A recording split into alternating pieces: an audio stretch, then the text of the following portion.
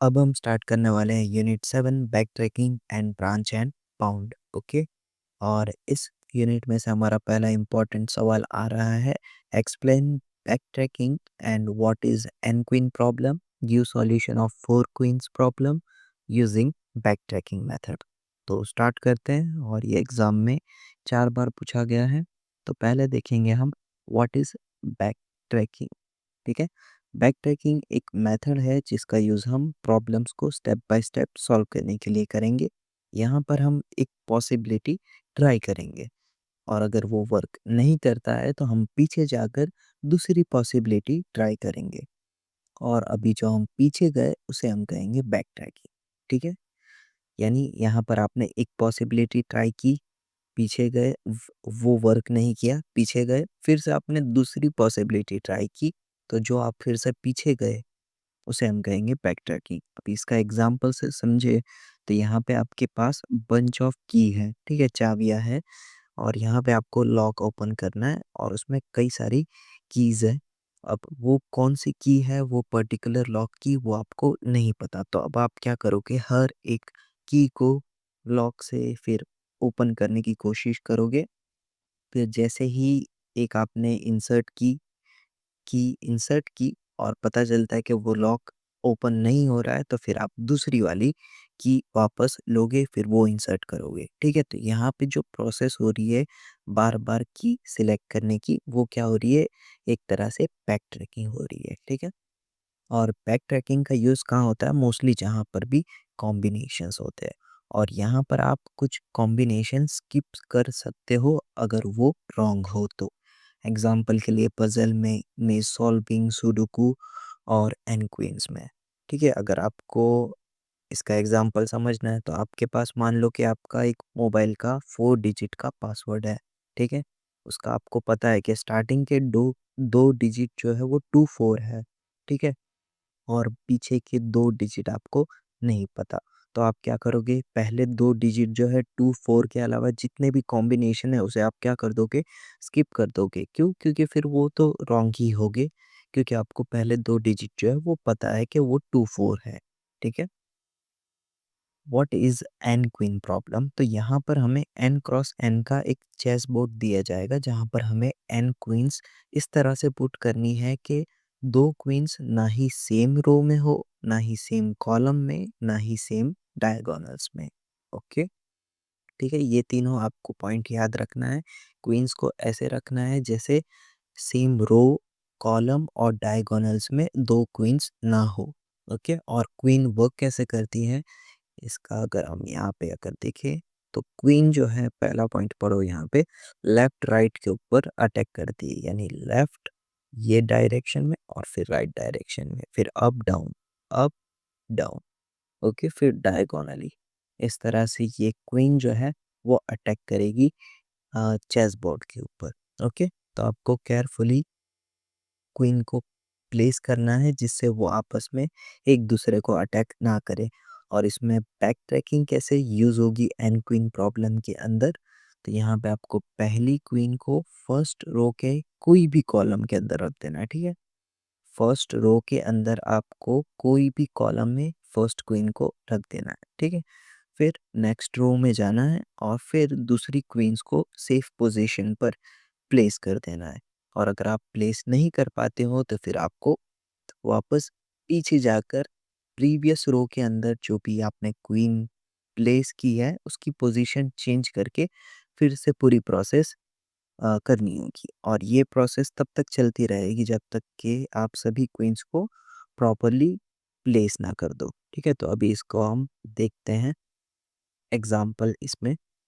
ठीक है। ये भी वही पॉइंट लिखे गए हैं, आपको दो क्वींस को ऐसे नहीं रखना है जिससे वो सेम रो, सेम कॉलम और सेम डायगोनल्स में ना हो। ठीक है। और यहाँ पे हमने 4 क्वीन का एग्जाम्पल लिया है, तो यहाँ पे एन क्वीन की जगह पे आ गया है 4 क्वीन, तो n cross n chess board भी क्या हो जाएगा, 4 क्रॉस 4 चेस बोर्ड हो जाएगा। ठीक है।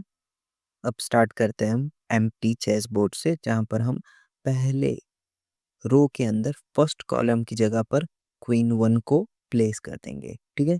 यहाँ पर हमने प्लेस कर दिया, और इसकी अटैकिंग रेंज क्या होगी,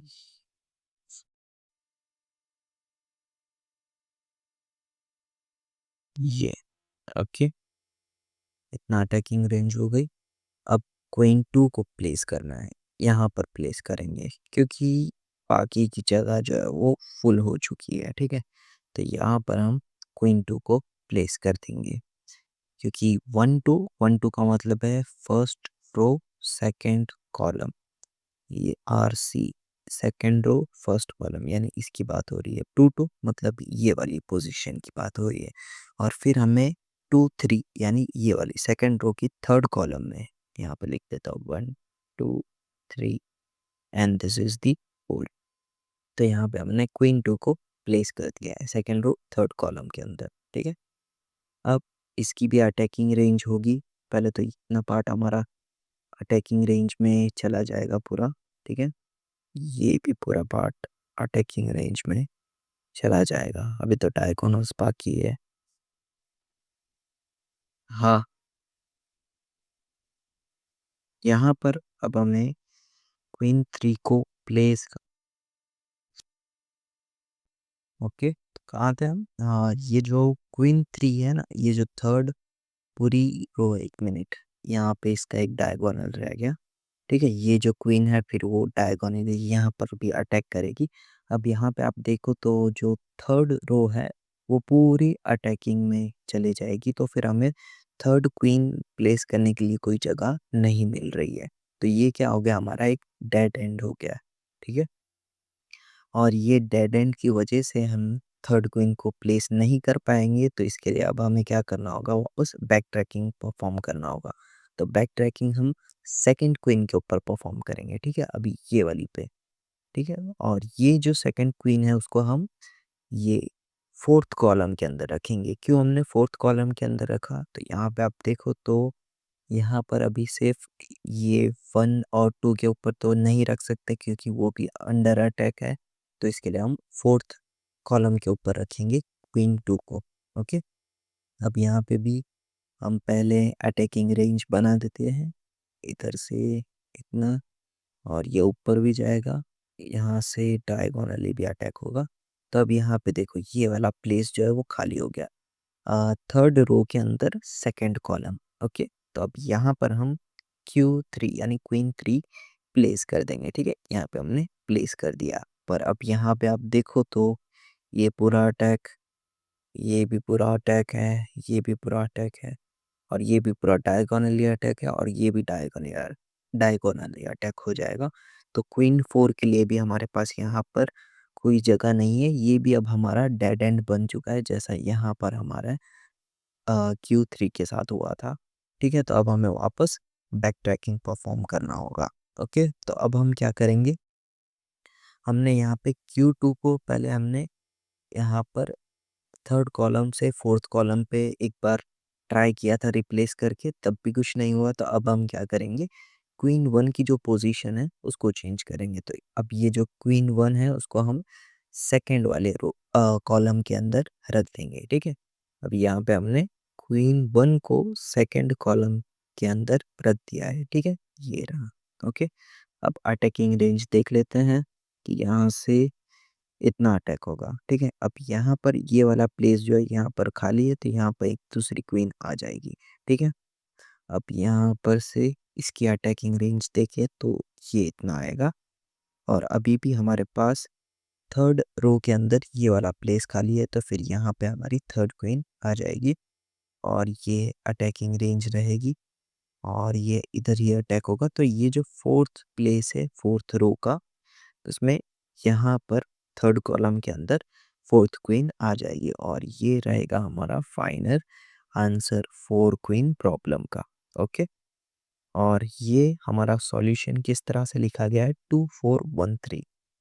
2413 का मतलब है ये हमने जो आंसर लिखा है वो कॉलम वाइज लिखा है, ठीक है। यानी 2 का मतलब है आप पहली क्वीन को सेकंड कॉलम में रखो, और जो दूसरी क्वीन है उसको आप फोर्थ कॉलम में रखो, थर्ड क्वीन है उसको आप फर्स्ट कॉलम में रखो, और जो फोर्थ क्वीन है उसको आप थर्ड कॉलम में रखो, ठीक है। और ये रो वाइज मैनर में, यानी आपको इस रो वाइज में रखते जाना है, ठीक है। इतना क्लियर। और ये तो वही पूरा पार्ट लिखा गया है, कि क्वीन 1 को कहाँ, क्वीन 2, क्वीन 3 और क्वीन 4 को कहाँ प्लेस किया गया है, ठीक है? और यहाँ पे बस इतना ही। और खुश, बस ये वीडियो है, बस इतना ही।